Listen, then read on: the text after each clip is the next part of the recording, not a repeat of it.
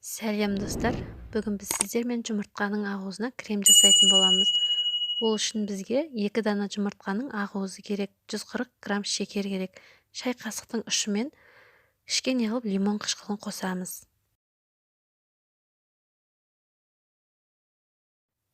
Шамамен 1 минуттай ақуызымыз көпіргенше миксерлеп аламыз. Бұл кремде лимон қышқылының орнына лимонның соғын қолдансаңыздар да болады.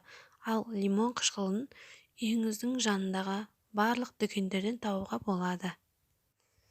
Және ванилин қосып жіберсеңіздер де дәмді болады. Бұл жерде бір жұмыртқаның ақуызына 70 грамм шекерден есептейсіздер.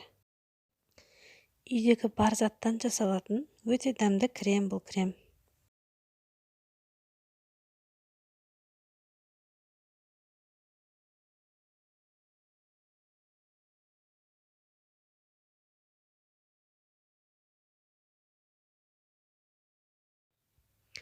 Водяной баняға қоямыз, жақсылап миксерлейміз. Ақуызымыз әбден қоюланып, миксердің веншігінен ажырамайтындай болуы керек.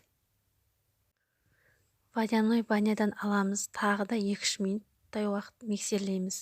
Міне достар, жұмыртқаның ақуызынан жасалған креміміз дайын. Бұл крем ешқандай қиындықсыз бірінші жасағаннан дұрыс шығады.